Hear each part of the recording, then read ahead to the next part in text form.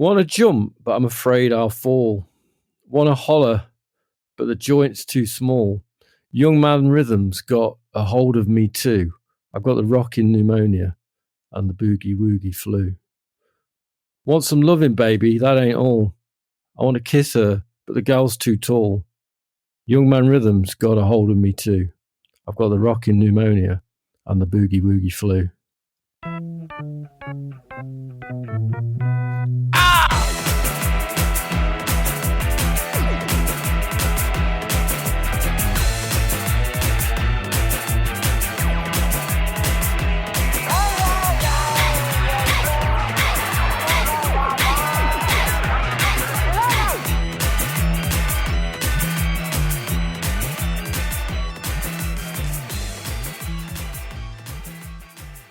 A welcome return of the Hard House remix of the theme tune there. Yeah, I thought, I did put quite a bit of work into it, and I thought, I can't just play it once. Welcome to the This Are Johnny Domino podcast. I am Giles, and this is Steve. We're brothers, and we're going to talk about old music and stuff, because that's what we do. It's a self-referential and entertaining music-based podcast where we listen to and react to songs that we recorded in our distant past. Yeah. Earlier on in the week, we had a phone call and you sounded a bit negative about the podcast, or the future of the podcast. It's always a bit of a concern when we're trying to choose songs to talk about. Have we reached the bottom of our shallow barrel? You know what I mean? Yeah. It's always a bit of a concern. I don't want to just be serving up, fluff. I want to get some good stuff out. That's all. Yeah, maybe. But if the quality of the songs goes down, maybe the quality of the chat will go up. The quality of the banter.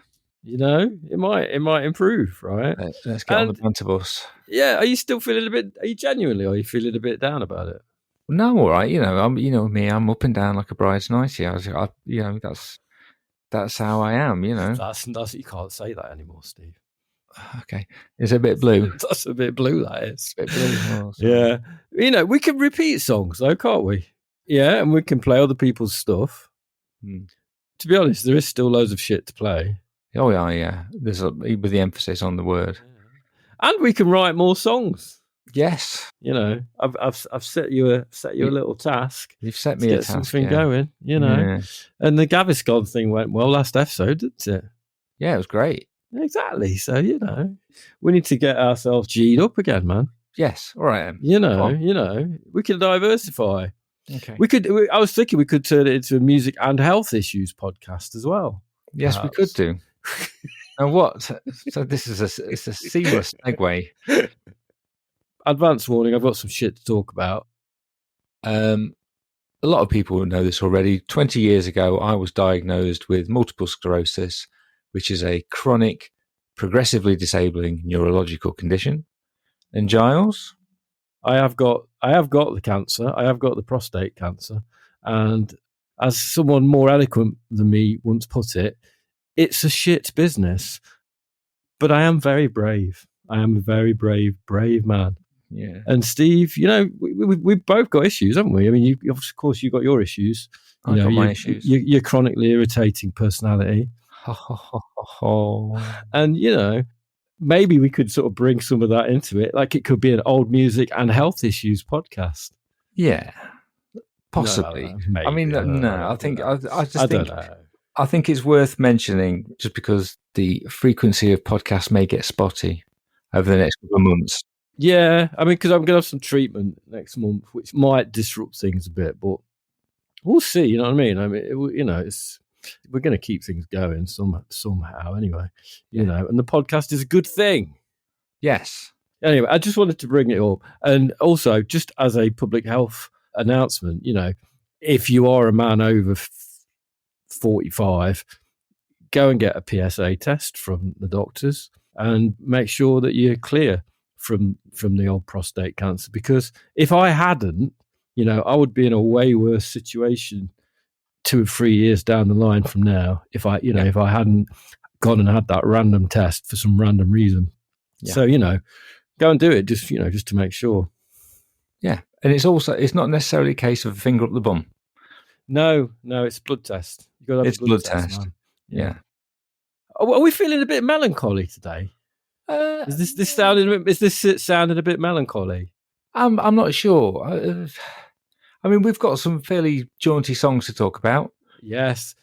Do you think we need to go for a commercial break before we launch into the songs? Can we? I can still remember the very first sweets given to me by my grandfather. They were Werther's Original, and I was 4. I had a bit of trouble opening that shiny golden wrapper, but then, well, I'll never forget that first taste. Sweet and creamy and uncommonly good. I remember feeling I must be someone very special when my granddad gave me his wonderful butter candy. Well, now I'm the granddad. And what else would I give my little grandson but my Werther's Original? After all, he's someone very special too, you know. I like that sound at the end. What? That little sound. Yeah, the granddad kisses his grandson on his head, Okay. just at the end, in a sort of way, in that sort of like Yeah. dry-lipped granddad sort of way. Yeah. And then the little boy goes, "Ah." Yeah, I enjoyed that. And He's got a lovely voice, hasn't he? He's got a lovely voice, that fella. The granddad. Yeah, not the What am I going to give my little grandson? But deliciously creamy Werther's Original. There you go. I think that's what we should be aspiring to be honest. There we go. That's the future. That's what we're headed towards. What? Towards grandsons? becoming the Werther's Original granddad. Hey, well, there's an idea for potentially a product placement song. Oh yeah. Come on, people, write some. Don't just sit on your hands. Yes. Go on, granddad, get in the loft. The podcast's not moving that quickly. You've got time to do it over a period of weeks. Yes. So yeah, engagement opportunities, do it. That cheered me up. But you know what would really cheer me up, Steve? I don't know. Tell me. I think listening to some weird comedy music that you recorded with your mates way back in the olden days. Yeah. I can actually hear the scalps itching on some of the people that I know who played on this. This is a band it was formed as a joke heavy metal band called Ringworm, in a kind of hilarious pastiche of bands called Anthrax, for example. And it doesn't sound anything like Anthrax. No, this song doesn't. This song sounds quite a bit like Galaxy 500 to start off with, I think. Just a little bit, yeah. It's obviously trying to go down the whole Guns N' Roses Light is in the Air type thing, but it doesn't really carry it off quite as well. This is from the period of music that a lot of people go through, which is saying outrageous things to make your mates laugh. Probably quite a well-sourced and wide-ranging genre of music. Do you think so? Yeah. Is it safe to broadcast this one? I've put a couple of bleeps in, just for our more sensitive listeners.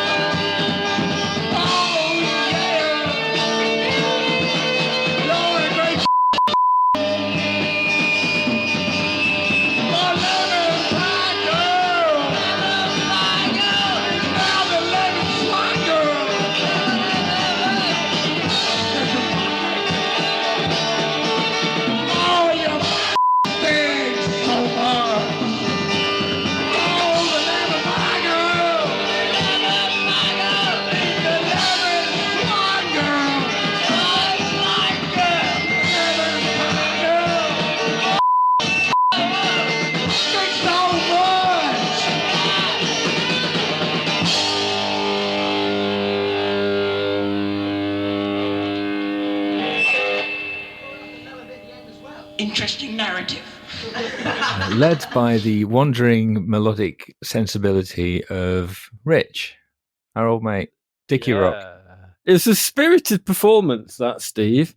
Could you lift the veil somewhat and just tell us a little bit about how that piece of music came about? Was it rehearsed?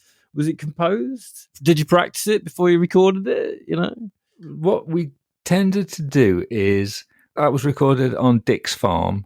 So it's John on drums, Albert on bass, Jim on rhythm guitar, me on lead guitar, and whoever can get near a microphone on backing vocals, and Dickie Rock taking the lead vocal.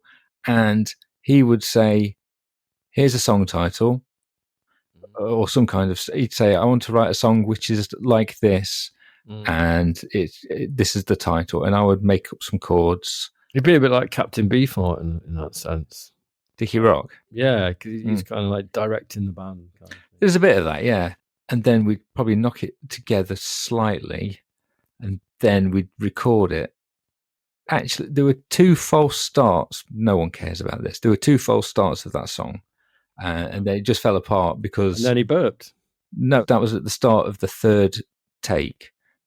It's hard to really get your head around the fact that the first 2 takes fell apart because my guitar was out of tune, because it wasn't in tune on the 3rd one. It's all, the tuning's all over the place. I'm not sure which guitar's out of tune, but I don't know whether people were noticing that. No. I think they might have been distracted more with the bleeps. I'm glad I just added. I didn't realise you noticed them. I thought they were quite subtle. They were quite. Even in the redacted version, I did enjoy that, but I do love the original. Yes. But we can't play the original. Absolutely can't. But yeah, that was a lovely thing. And a lemon pie girl, I always liked that as a thing. You know, the idea of lemon pie girl. That's a nice title. It's such a weird combination of words. Yeah. You know, I like lemon pie. Yeah. I like lemon meringue pie. I love lemon meringue pie. But yeah, lemon pie girl. Don't know. We can always ask him, find out what he was thinking of. I don't think he was thinking of anything, but it was a good thing to come up with, that's for sure. Yes. I think he has got good comic timing that comes across. Sorry, I'm just laughing at bits that popped into my head when you're talking. The bits that were unfortunately redacted. But a shout out to anybody who has heard the unedited version of that song and knows which words were missing. Please don't put it online. No. Hopefully they haven't got copies of it. No. There are lots of things I am envious of the younger generation. I'm very envious of certain things. I am not envious about the ready availability of opportunities to ruin your own life. And I think being able to put songs like that online at a young age would have been a temptation. It would have been impossible to avoid. And it would have been completely the worst thing that could possibly have ever happened. I mean, we used to make videos. And they could have blown up on TikTok, Steve. The videos of us doing like a Friday night TV program featuring performances by Twats Garden and Jesus Woodward, that would have been all over YouTube. No, Steve, it'd be on TikTok, mate. No. If it was happening now, it'd be everything's happening on TikTok. And that would be on TikTok, and it would be there'd be a segment of it, and people it would blow up. All right, Grandad explaining TikTok.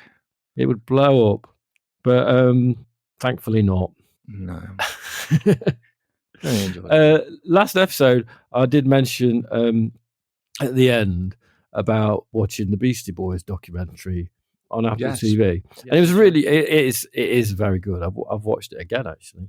I really enjoyed it, but I wrongly said that you should get Apple TV because you can watch White Lotus on it, because White Lotus is not on Apple TV. Obviously, it's on Thingy, another one. You can tell I'm not in charge of the TV at our house. But I have been watching Ted Lasso, which is really good. Have you ever seen Ted Lasso? Nope. It's really funny. It's a heartwarming comedy about a football manager. I hate football. I'm watching a program about football, but it's so good. So if you ever get a chance to watch that, it's really good. Anyway, that's also very funny. That was the link with Ringworm, you see, because it was funny. Okay. On the 90s Derby scene, I just want to be seen. All the 90s Derby scene. Where have you been on the 90s Derby scene? I just want to be seen. What musical cuisine Steve and Giles are going to serve today? Hey! The beautiful sounds of I Am Wilbraham, bringing us into our new feature about the Derby music scene. In the 90s. Particularly in the 90s, as far as we're concerned. Yes, and we were just chatting before we press record about the song that we're talking about today. I don't think either of us know anything about this band. We don't know anything about this band. We neither of us saw them either. No, and we didn't do any gigs with them. No, but it was on a compilation, wasn't it? It was a compilation that was put out there was a free music listings magazine put out in the 90s on the Derby scene called Home Cooking. And, it was good. They reviewed demos and records and gigs for local Derby bands, interviewed local Derby bands, interviewed us and reviewed us a few times. Yeah. So it was one of those things that you pick up just to make sure that you're in it when you're a young, egotistical musician. That might be why you did. Yeah, well, it's exactly why. I was obviously trying to find out what was cool. Yes. And one of the cool things was a band called Scribble. No, well, one of the cool things about Home Cooking is they made a compilation CD, which I used to have a copy of. I'm sure I had a copy of it. But our friend Frankie Machine copied it for us. So we have a whole CD to go at for this particular feature. Now, the only thing I can remember about Scribble is through a friend when I was at college. I think he must have gone to school with the lead singer of the band. His name was Ivano. Right. But obviously, being sarky, miserable, slightly older gits, we either called him Ivanhoe or Ufafu. Or Iranu. Or Irano, yes, depending on which way your fingers are going. But yeah, so that was Scribble. I don't think I ever saw them.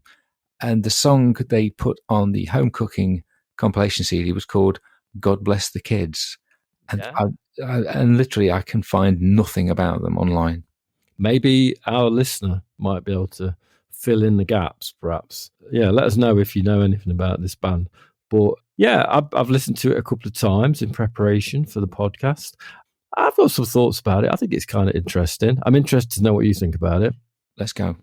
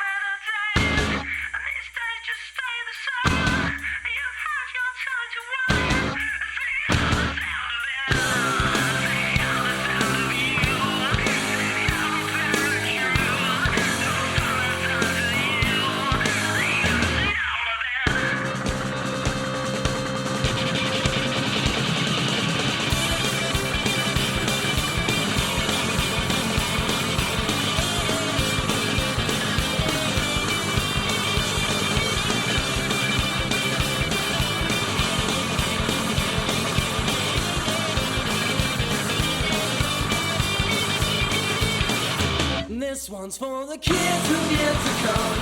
God bless this stuff, stuff those that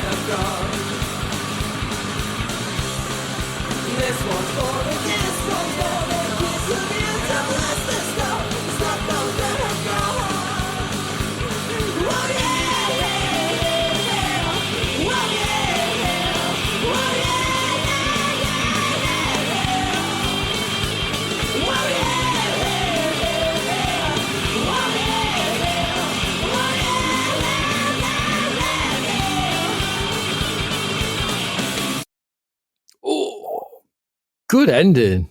I do like a song that ends very suddenly. I do. You can imagine the 90s Derby kids jumping up and down to that one, can't you? Having a right old jump around and a bit of a mosh to that at the Victoria Inn or the Loft or somewhere like that. But we weren't there.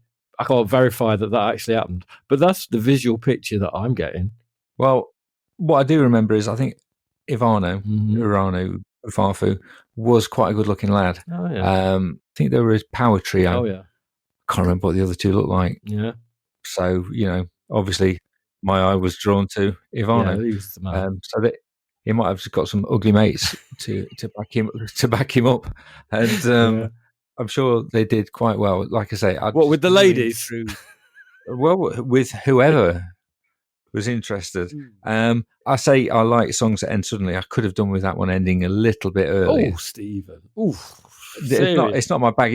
It's that Kingmaker. Yes. Like, I'm slightly edgier Wonder Stuff type thing. Yeah. There's a bit of the Miles Hunt about those vocals, and there is no rhyming slang going on in that sentence. Oh dear. I really like the name Scribble. I think the name Scribble is a good name for a band, in my opinion, right? And looking on Spotify, there is another band from Portland, Oregon called Scribble. So it's not the only Scribble in the world.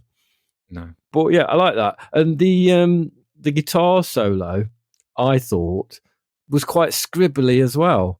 It had kind of a scribbly sound to it, which I liked. And I think they could have played on that thing more and been more literal with their sounds perhaps and sounded more scribbly. Do you know what I mean? As in written songs, lyrics, which are like, I can't read my writing. With the lyrics, but also the mute. Yeah. And then sort of going, this one's for this. And then the music could be more scribbly as well. Do you know what I mean? Yes, I agree. There was another band in Derby at the time who we did do gigs with, and they were called Stumble. So there's a bit of a bull type thing. Shall we have a listen to them and see if they sound a bit like they're stumbling?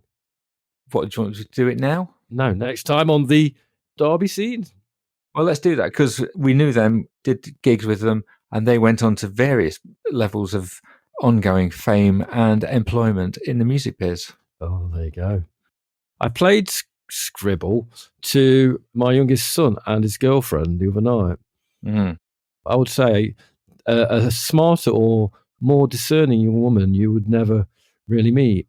And her review was just 3 words: horrible and predictable. That's not my review of the Scribble song, but that's Vivian's review. I could sort of see where she's going with the predictable thing, but sometimes, what do we think about predictability in music? It can be quite good, can't it? Yeah, and when you listen to songs a lot, you can usually figure where the song's going to go. When you've been listening to songs for years and years and years, in particular, sort of like milieu of recorded music. And I don't think that's necessarily a bad thing. When you like the Ink Spots, they've got the same plonky, plinky, plonky, plinky start, and then they all sing, and then there's a talky bit in the middle, then they all come back and sing. And I love that about the Ink Spots. Exactly. The Ramones are predictable. Yeah, exactly. And my daughter is really into Green Day at the moment. Very predictable band. And you know exactly where the chords are going. And if anything, Green Day songs are like 50s rock and roll songs. So predictability, I don't think predictability is really a valid criticism. Yeah. Because I kind of see what she's getting at. But if you like something and it's predictable, it's a good thing. If you don't like something that's predictable, then you're not going to like it anymore. So that was on the Derby music scene of the 1990s.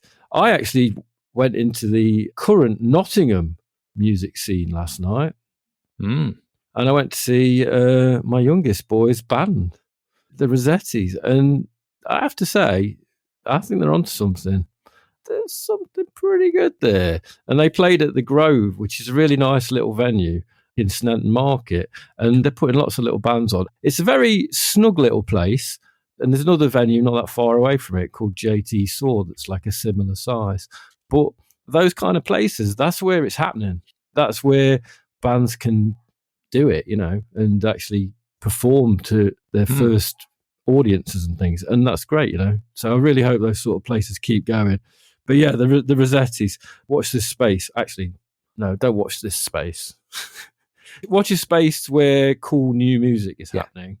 This space is more like cool old music, I suppose. Or shit old music. But yeah, I don't want to make their band less cool by talking about them that much on the podcast. So, but anyway, I've done it now.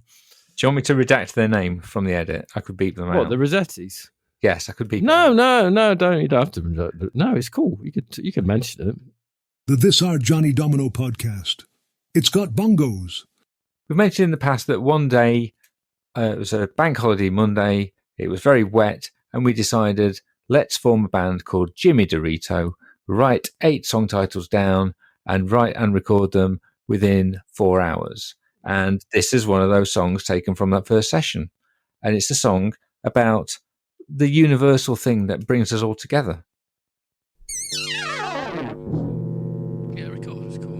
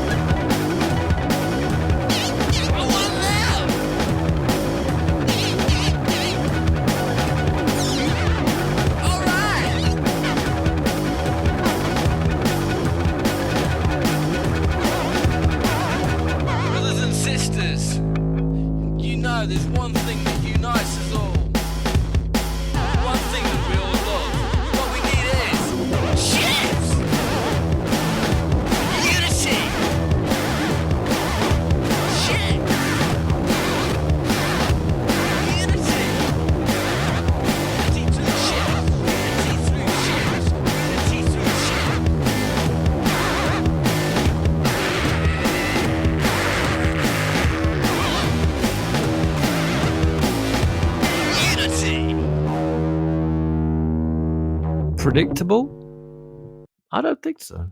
I don't think so. But yes, chips are the one thing that's going to bring us together. According to that.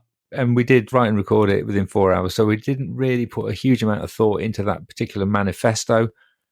But stream of consciousness, really. One thing I do remember about recording that is I got a blister on my important finger when I was playing the bass. I bet you did. Just doing all that sliding. I didn't think that through, did I? You should have put a bit of Vaseline on the end of your finger or something for that. Yeah. But yeah, I can't really remember what we were going for there, but I do think it's like a righteous preaching MC5 kind of energy. Nation of Ulysses, that kind of thing, yeah. Yeah, that kind of thing, perhaps, right? But we didn't quite have the political content. So we just made it about chips and nicking somebody's chips. And then saying, it's all about sharing, man. It's unity, unity through chips, We all agree on chips. We all What's like yours chips. is mine. Give me your chips. Give me your chips. Give me some chips. It was like a bunch of seagulls writing a song about chips. Exactly. Possession is, it's theft. Yeah. They're your chips, but they're my chips as well. Property is theft, yeah. Yeah, that's it. Property is theft, yeah. I do like your keyboard playing on that. I think that's definitely you playing the keyboards. Yeah? You reckon? I do think so, because we didn't have that many tracks. Yeah.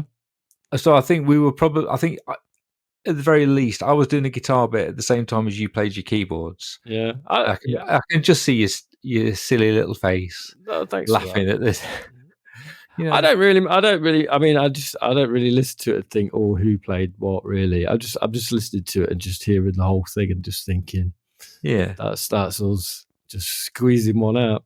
And I enjoyed that very much. Squeezing one out. Squeezing one out. But it's good.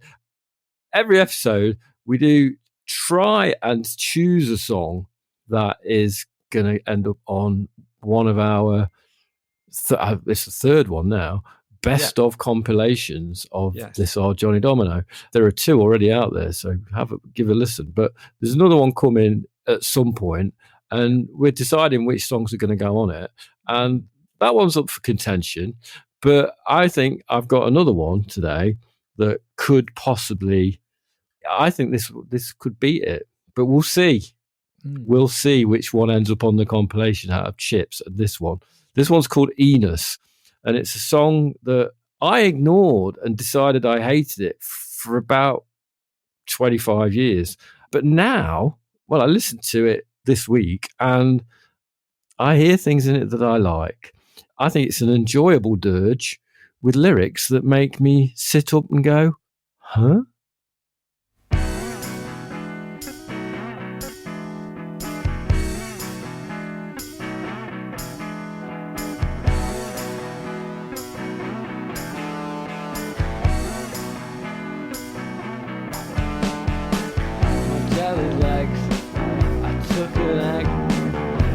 My manners in a hedge, help me to untie my thread. Now I need to clear my head. Feels like I've lived a life. Don't think that I could do it twice. Can't you tell that I'm half price?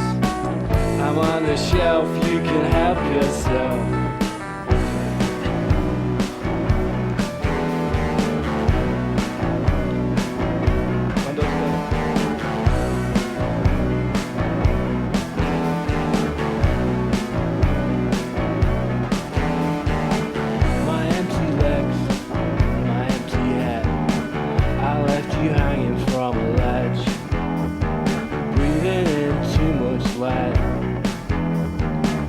Believe a word you said. I'm lost but I'm still strong. You want a shoulder to cry on. Was Enos boss Hogg song? My brain is gone, you're a time bomb. Throw me a deal, I think I can make it. Make me a promise so you can break it. We had a prize but it slipped away. Pull back and spray, it's not our day.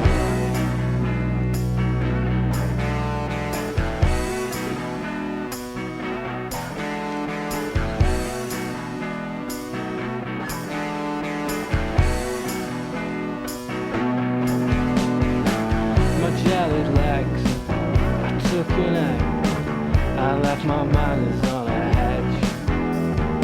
Help me to untie my thread. Now I need to clear my head. I'm lost but I'm still strong. You want a shoulder to cry on. Was Enos boss Hogg stone? My brain is gone, you're a time bomb. Throw me a deal, I think I can make it. Make me a promise so you can break it. We had a prize but it slipped away. Pull back and spray, it's not our day.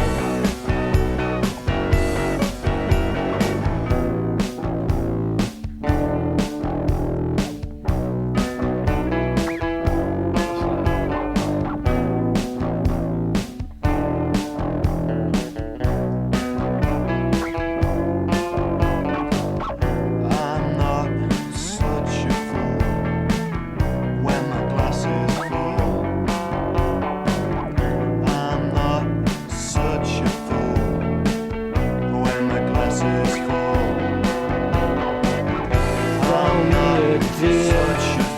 I can make it. when the glass is full. Make me a promise so you can break it. When the glass is full. We had a prize, but it slipped away. When the glass is full. I'm back and spread, it's not out there. When the glass is full.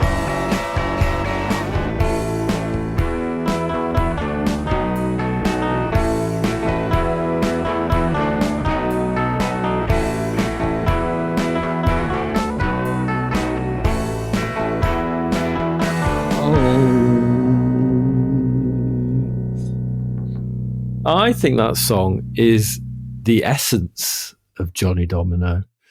Is essence de Domino.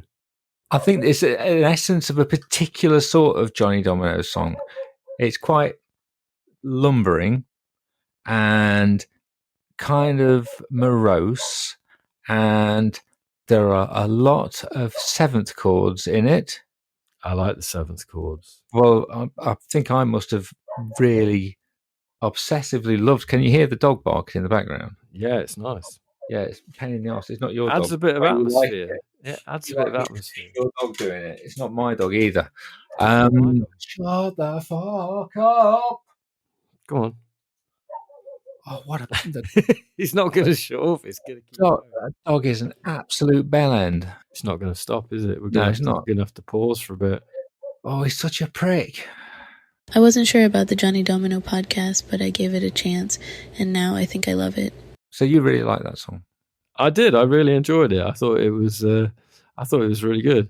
I've been listening to it a lot, actually. I like the guitar sound. I think it's got quite a deranged guitar sound that gets madder as the song goes on, and you get really, really high at one point. I don't know. I just think it's good. Your strumming gets a bit more wilder. You were saying that you think it's like an essence of Johnny Domino, and I think it's an essence of a particular sort of Johnny Domino song, definitely. It's kind of lumbering, and it's got fairly daft lyrics delivered in quite a morose kind of way. There's a whole world of seventh chords on everything. When we were listening to it, I got my guitar to remind myself of how I played it, and it does get incredibly high. But it's got this really weird sort of like dee-dee. It's all very kind of woozy and slidey. Capo on the seventh fret, guys. Yeah. Well, you know, Happy Mondays. But, Yeah. But a bit more sort of like Four on the Floor kind of version of Happy Mondays, really. Yeah.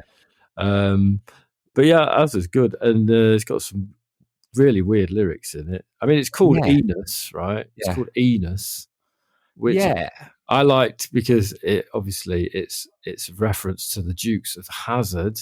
And we like the name Enos because it sounded a little bit like anus. I think that's probably the main reason, yeah. I used to love the Dukes of Hazzard.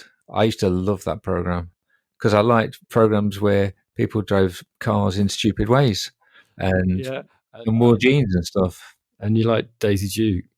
I was so young, mate. I don't think I even realised what Daisy Duke was. I was all about the cars and the chasing. I definitely remember Daisy Duke. I may have been slightly older than you. Yeah, I'm aware of her work now and what she brings to the party now. But I mean, when did it actually come out? It's like I was talking about the TV program aired on CBS between 1979 and 1985. Can't believe it was on that long. It's the good old boys, never meaning no harm. Waylon Jennings, classic. Yeah. It was actually, I don't remember much about it at all, apart from the car chases and Daisy Duke. But I remember Enos. And Enos, and the song asks a question: is Enos Boss Hogg's son? And this is clearly from a time before the internet, because 3 seconds of Googling, you can find out that Enos, no, he was not Boss Hogg's son. So the question could have been answered very quickly if we'd had the internet in those days, and perhaps the song wouldn't have happened. Yeah, because we would have known that Enos was not Boss Hogg's son. But we did record another version of it. We kept the song title as Enos, but we took that lyric about him being Boss Hogg's son We got rid of it. Yeah. Because we got rid of all. Actually, the other version is lame. Oh, it's awful. And we got rid of like pretty much everything that was good about the song, and the weirdness of the lyrics, and made the lyrics way more boring. Yeah. So maybe that's why I hated the song. I thought I hated the song because I'd forgotten the earlier version that we did. It wasn't until I was listening to both versions, because I couldn't figure out which one you were on about. I could not remember for the life of me that we took that lyric out. Very strange. Yeah, no, we changed lots of the lyrics in the second one. Yeah, and also as a point of fact, we misspelt Enos's name. Did we? Yeah, because his name was Enos, Enos, not Enus. But the way it was pronounced in the show, it was like Enos. But if only I could remember anything about like what Enos would sound like. No, well, I can't remember what Enos sounds like, but I do know what his because he was the deputy. Oh yeah, but he worked for Boss Hogg and his bumbling and corrupt sheriff, Roscoe P. Coltrane. Them Duke boys. They'll be coming by here just any moment now. I can feel it in my bones. I just can't wait to get... Yeah, that's the only thing I really remember about Roscoe P. Coltrane is that stupid voice, stupid laugh. Yeah. That was his entire character. So he was the sheriff working for Boss Hogg, and Enos was the deputy. But he was a friend of Bo and Luke Duke, and he was in love with Daisy. And Enos, I'm reading Wikipedia, Enos has a crush on Daisy Duke that she often uses to the Duke's advantage in unravelling Hogg and Roscoe's schemes. Enos is very much in love with Daisy, and although Daisy seems to love him back, it's supposedly only as a close friend. Oh, poor old Enos in the friend zone of life. There's more depth to it than just car chases. No, I really wasn't interested at all in that kind of thing. There's a lot of things about guest appearances, and there was something which I can't really remember called the Celebrity Speed Trap, where the show's writers, again reading Wikipedia, began incorporating a celebrity speed trap as a means to feature top country stars of the day performing their hits. The Celebrity Speed Trap feature was essentially the same each time. Aware that a big-name country star was passing through the area, Boss Hogg would order Roscoe to lower the speed limit on a particular road so that the targeted singer would be in violation of the posted limit. They would be required to give a free performance in exchange for having the citations forgiven. And That's it included, really good. and it included, I mean, I'm going to read the ones that I've heard of. Roy Orbison, not bad. Buck Owens, Johnny Paycheck, and obviously Waylon Jennings and Tammy Wynette. Wow. So not So too that was shabby. that was in the earlier episode. Right? No, it was during the show's second season. So yeah. Oh, I need to find some of that. Yeah. If I can find it, I'll put it on the show notes. Yes.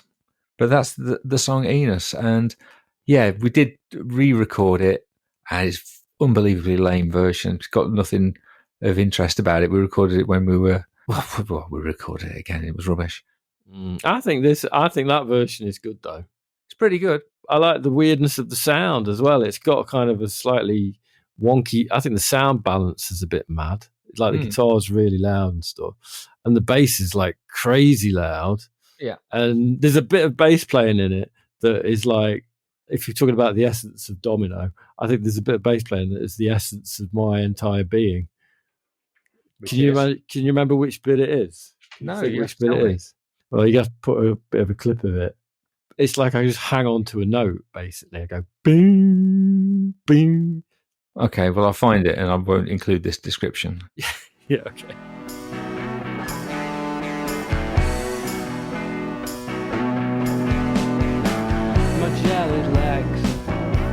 Got a very strong memory of recording that in Mark's house. Okay. So we took the 4-track on tour to Mark's house and recorded quite a few songs in his, what was then his music nook and is now, as is the way of time, one of his kids' bedrooms. I see. But I think most of his music equipment is still in that room. It's just he doesn't get a chance to use it anymore.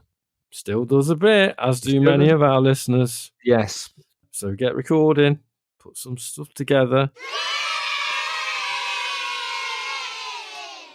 I was trying to make a link to something, but I can't do it. I can't think of a good link. So I'm just going to tell you, in the next couple of weeks, I'm going to go to Skegness, Steve. Yes. And I'm going to go to Skegness Butlins. Mm-hmm. And I'm going to stay there. And there's going to be lots of old bands playing. It's the Shine On Festival. It's got many eyes in the shine. Okay. And there's a myriad of old bands playing. In Spiral Carpets. Yeah. Peter Hook and his band, The Light, The Wonder Stuff, and many others. So I'm quite excited about this. I'm saying now, I'm going to buy one of those little kind of microphone things for my phone, and I'm going to try and record some live reporting for the next podcast at the Shine On Weekender. You know why it's called Shine with all the eyes? Is it the Oasis thing? Yes, it's Shine. Oh, it's Shine On. I'm not. I don't know. No, I know you don't want to borrow that. I was thinking it was just like House of Love. You know what I thought of? She, Shine On first as well. But that's just because we're a bit older and we've heard of that House of Love, but we're not as old as Guy Chadwick, who is older than dirt. No. Anyway, I'm going to give you a report on that next episode, so that's something to look forward to, isn't it? You know, there's some bands on there. I do not envy you having to watch them. But if you do see Steve Lamacq, have a word with him about the fact that he turned down Johnny Domino, as discussed in a former episode of the podcast. I will. Don't worry. I'll go and grab him by the lapels. I don't think he'll put up much of a fight. I think you'll be okay. I think you can take him. But yeah, I'm looking forward to it. It's going to be a weekend of old people listening to old people's music. So I'm not sure how that's going to go in terms of my mental health. So we'll see. Hey, well, good luck, soldier. Yeah, thanks. I'll report back. Okay, so we have reached the end of the podcast. We have, as my brother discussed earlier, we've reached the point where we need to select one of the songs that we have discussed to go on the next volume of the Best of This Art Johnny Domino. It's a head-to-head, Steve, because we're not gonna put Lemon Pie Girl on. Absolutely, and obviously Scribble are out of the options there. Yeah, predictable Scribble. Yeah. And horrible. So it's a head-to-head between Enos or Chips, right? Personally, I think Enos nudges it slightly because it's more quintessentially Johnny Domino, and I think I don't know, man. I think it's the kind of tune that gets me off my feet and stumbling around my kitchen. Okay, I can understand that, but I'd like to keep Chips in the conversation when we come around to choosing the tracks, because I very much enjoyed that song. Oh, it was good too. It was good too. It's just I kind of wish we could have seen the potential in that and reworked that and played it maybe more than just once. Well, most of these songs we only played once, recorded, moved on. Next. Okay, well, let's go with that then. Thank you for listening to the This Are Johnny Domino podcast. If you're enjoying the podcast, then please do share it. I'm going to just stop you there because we are at the end of the podcast. But, right, and this is important, I found another song that I think could have been written by Ween, but wasn't written by Ween. Okay. So I've got to tell you about it. Oh, please do. This is a song that I was turned on to by my eldest son, actually. And it's by a country artist called Sanford Clark. And it's a song called They Call Me Country from 1956, from the album also called They Call Me Country. I know that Ween wrote a country album. I'm not a fan of it. I hate that one. No. It's not one of their best works, right? No. And I think it was a missed opportunity by that band because they could have done something really good. But I think they went a bit too far with the crass lyrics and stuff. Yeah. Can I say something about it? Can I just say something? I think there's something where people think country music is easy. Yeah. You know, like everyone's having a go at it at the moment. Chapel Roan, her new single is a country song, but it's the sort of country music that I hate. It's the very glossy Nashville hit machine type country music. Wow. And, you know, if you go back to things being predictable, Hank Williams songs are incredibly predictable. It all ties together, Steve. Yeah, exactly. But the thing is that Hank Williams songs are beautifully written. And the lyrics are incredible. You know, they follow a format, but working within those strict limitations, he creates art pretty much every time. That's a bit like, I think Johnny Domino were like that as well, to be honest. But Sanford Clark, yeah, amazing. That's not the kind of country music that you think is predictable, right? He was in that kind of slightly psychedelic side of country music. And this track is astoundingly good. And one of the key things to listen out for is the refrain. All I can play is dow, dow, dow, dow, dow, right? Which is great. And I want you to put a little clip of that in. I only get my haircut once a year and they call me country. If I done a day's work, it ain't been around here and they call me country. I just sit around with my old guitar. I know someday I'm gonna be a star and they call me country. Yeah, they call me country. And all I can play is down, down, down, down, down. I got me a job in a the song's about, you know, it's about the life of a country musician, basically. The whole album's got great sounds to it. The opening track, The Fool, is insane. It's completely a mental sounding song. But yeah, Sanford Clark, They Call Me Country. It's a bit of a jam. So give it a listen. There you go. That was my end bit. I've done the end bit now. Yeah, sorry, I've just got kind of sucked into looking at the page on the Numero Group website about that very album, because you can get it on opaque blue vinyl. Yeah, it's not on Spotify. It's an album that's not on Spotify, but it is on YouTube, so you can listen to it on there. Cool. I think we're about at the end of the podcast now, aren't we? Seriously, though. Now. I think so too. It's been very nice. I've enjoyed it. I've enjoyed talking to you today. I think we've had some quite nice tunes. It's been fun, hasn't it? I think I've enjoyed myself. I've had a good time. And I hope you've had a good time. We hope you have too. Boys and girls. Good. So take it easy. Look after each other. And we'll see you soon. And get your prostate tested. Yeah. You repeat, you don't need to stick a finger up your bum. Please do like and subscribe to our podcast and recommend it to someone who you think might like listening to all this kind of weird shit. Send us some of your old music and enter the eternal halls of the 4-track gods.